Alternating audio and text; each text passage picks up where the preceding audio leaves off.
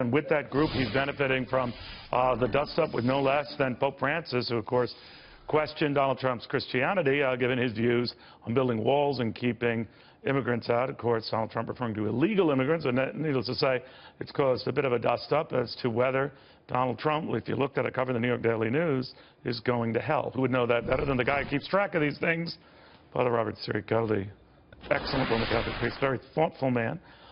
So, Father, is Donald Trump going to hell? It's above my pay grade. Oh, okay. It's above my pay. What did you make of what the Pope said?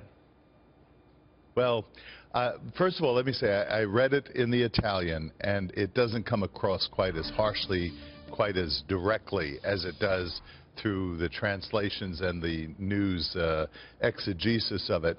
The Pope doesn't say that Trump isn't a Christian. He says that anyone who would say, anywhere they would say it, who would build walls isn't Christian, that the idea isn't Christian. But I have to admit, I'm surprised that the Pope descended into the specificity of a political campaign, even if he was prompted to by a journalist. It's unprecedented. At the end of the statement, the Pope says, you know, he's not going to judge anybody. He's going to give him the benefit of the doubt, is the phrase that he used. But I think it's unfortunate, especially with Trump, who is so vitriolic, so bombastic, who thinks he's the only one that gets to pontificate, and now the Pope dares to say something that contradicts him. You know, I don't recall the Pope saying any of the European leaders were unchristian-like in their resistance to taking in these refugees, largely from Syria. So why did he save his blast for Donald Trump? Well, he was asked what he thought of this candidate, and the building of walls was the thing. I think what the Pope, who is not very good on his feet in spontaneous back and forths like this. We've seen this. I mean, this has like become a tradition. Every time he gets on the plane to go back to Rome or come to someplace, he says something. And I think his point was a moral point that we should be embracing, we should embrace people.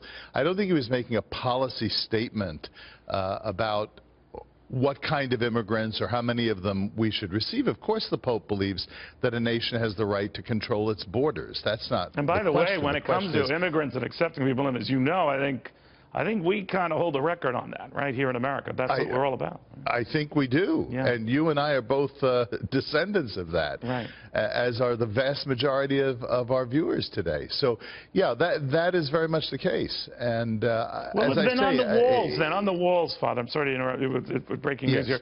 On the wall thing, I've been to Vatican City many times. I had the pleasure. And there are a lot of walls around Vatican City. And that immediately prompted the discussion, well, who's he to talk? He's in practically an armed fortress. Now, it's certainly not that way. And I understand a lot of these were built centuries ago to keep out attackers and all the rest, to which the Trump folks will likely tell you, well, that's essentially what I'm trying to do. What do you say? Well, I think the Pope would concede that. I mean, any reasonable person is going to say, of course, people need security. The Pope needs security now more than ever. And the United States has the right. The very definition of a nation is that it has its borders. And so I don't think this is a serious critique of whether the United States should have open borders or not.